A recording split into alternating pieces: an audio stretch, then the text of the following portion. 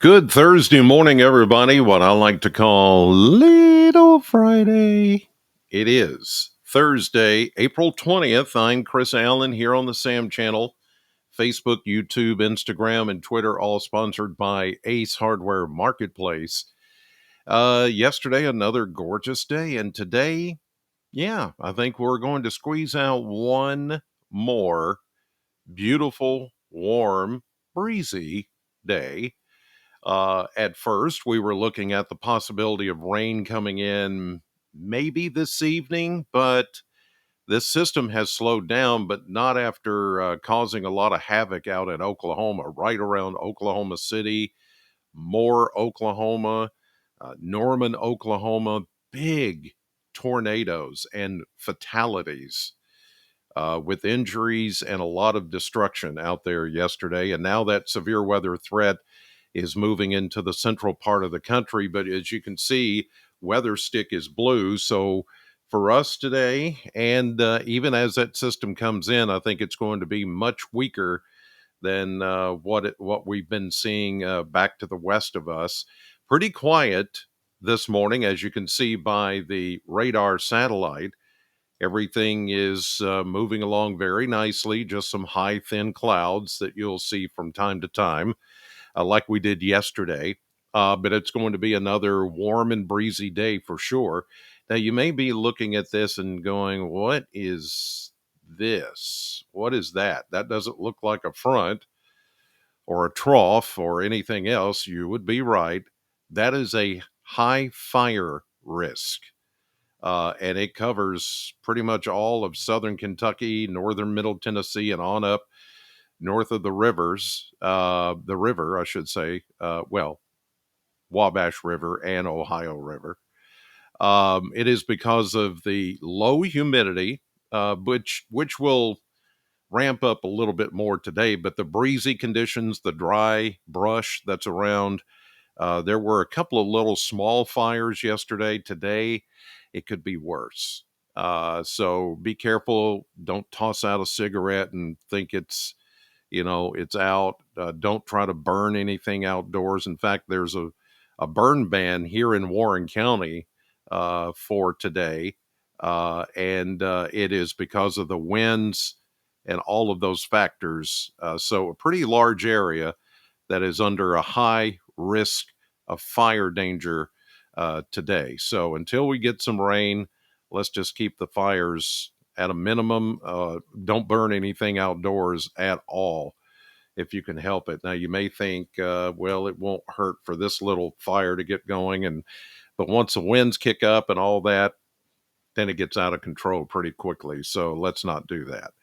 All right, let's check the model viewer, the blender, and we'll see what's to come here over the next several days, next 10 days in view. How about 83? I mean, some of you could even go 85 maybe today. Wow, that would be pretty incredible. Then we see a falling off here. We go low 70s as we get into Friday, and that's because the cold front will come in. And for sure, tomorrow, we're going to see showers and thunderstorms. That same system that brought the severe weather to Oklahoma and parts of the South Central Plains yesterday, it is going to be in a much weaker state by the time it gets here. If you were watching me yesterday, the Pac-Man effect of high pressure going to eat away at the front, weaken it as it gets here. But behind the front, much cooler air is going to come in for the weekend. So we go 72 with showers tomorrow, then only 64 as we get into Saturday with showers leaving. But look how chilly it's going to get, 58. That's it for the high on Sunday and maybe close to freezing. What? I know. What? No, man, don't tell us that again. Yeah, it's possible for some Sunday night into Monday morning as skies clear. And then we warm up after that. Actually, we're going to stay pretty steady after that. Upper 60s to low 70s, which, 72 is the average high for this time of the year. That's about where we should be. So maybe running just a tad below average or normal. But yeah, that little snap of chilly air, It's another reset, but not especially um, that big of an anomaly or abnormal. It's just one of those little transitional things that happen between winter and spring, and we're still working out all of that. And eventually it'll all work out, and then it'll be so hot and humid you'll be complaining. And I hear somebody going, "Nope, I won't complain about that." But I will. I don't like it too hot and humid. I like it just kind of like it is right now. That's kind of perfect for me. Now, when I was younger, it felt better, but not now. You get older, you'll feel it. All right. Here's a look at temperatures this morning, and everything is a little more even, and that's because there's a little more moisture in the air, so that holds it all together a little bit more. The air is still very stable though under high pressure, so we're getting a lot of 50s and 60s even to start out this morning. The exception, guess where? Cumberland County, Burkesville. It is 42 there. You go down the next county over to Clinton County and Albany, it's 51. Then you go over west of the Cumberland River, one county over, Metcalf, and it's 63. Just depends on where you are this morning. Even here in Warren County, look at this, 57 at the Ag Expo Center station, but then you go up to the Corvette plant station and it's only 49. And that's in the same county. A lot of this has to do with elevation and, of course, the atmospheric conditions at the time, which are stable, but then we are beginning to notice a little more moisture in the air, and that's going to come into play as we work through the next several days because of course, you get this next system that's coming in, and it's going to kind of be the player in the weather here for the next few days to come. All right.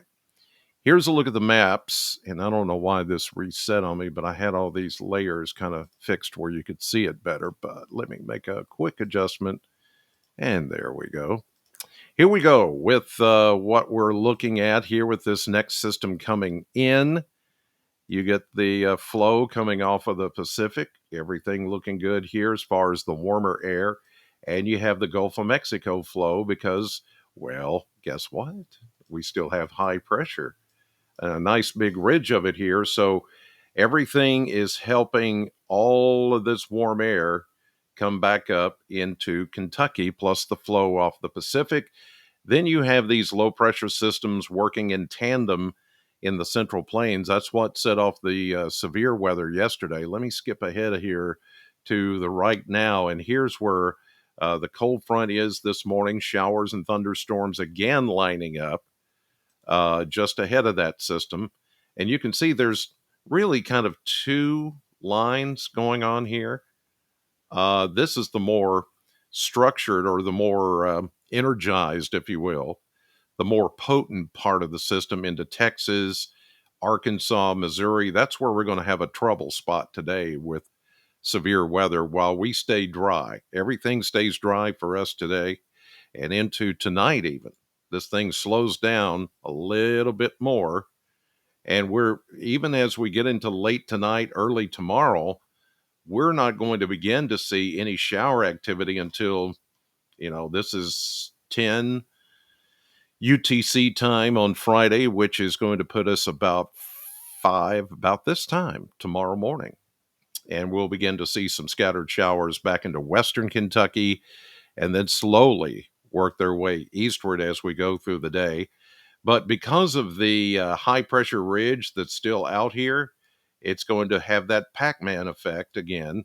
And it's just going to wobble, wobble, wobble, and just eat away at the strength of that front. That's not a very good looking Pac-Man, but I tried. Wait, let me give it an eye. There we go. An official weather symbol, Pac-Man.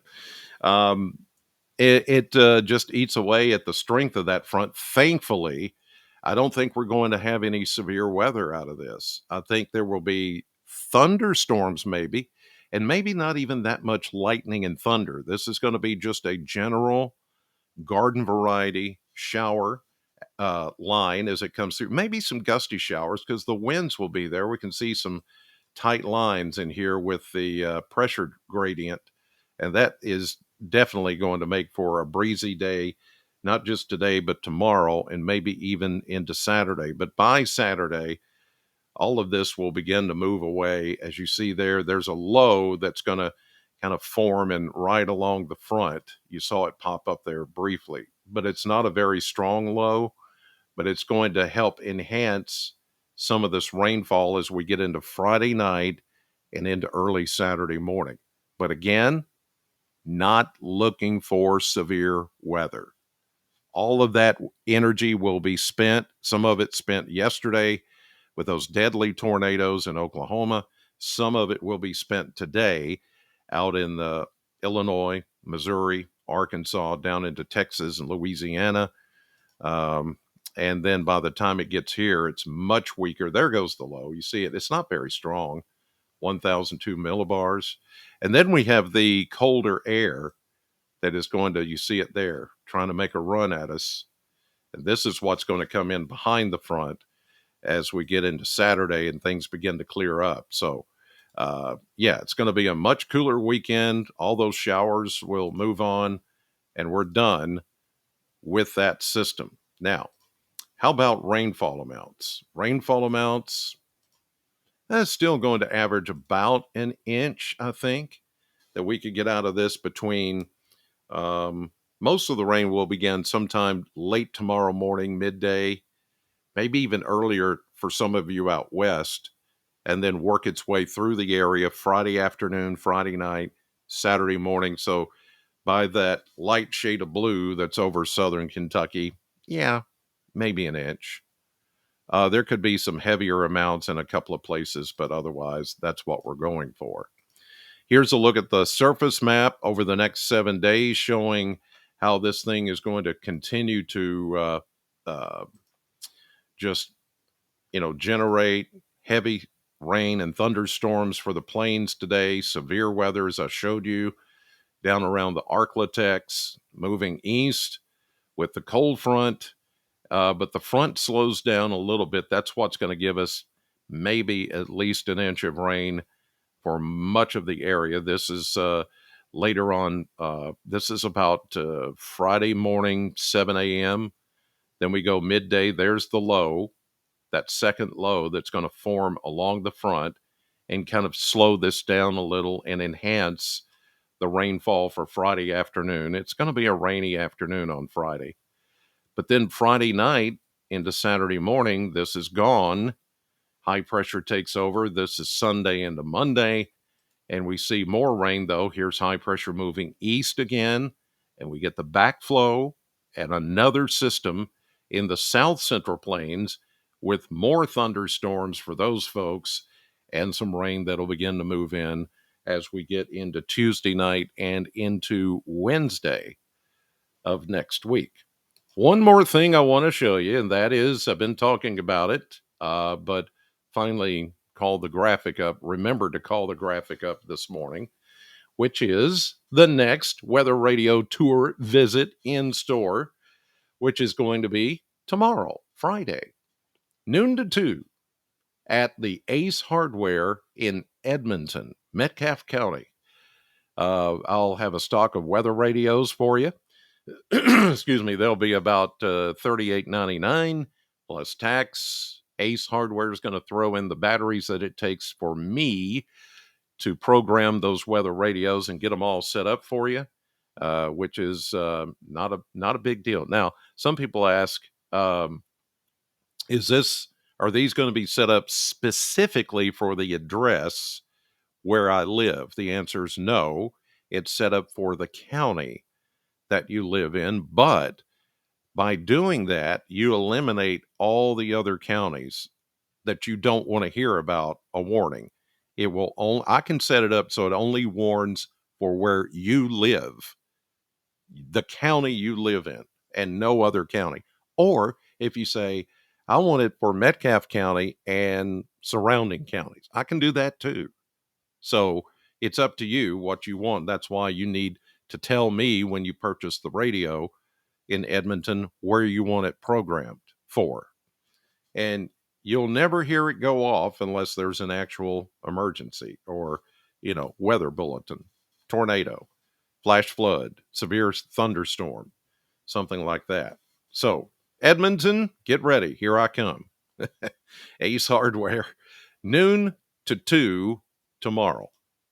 I hope to see you there. In the meantime, headed to Sam 100.7 on your radio for the morning show, 6 to 10. In the meantime, God bless you. Thank you for watching, and I will see you on the radio.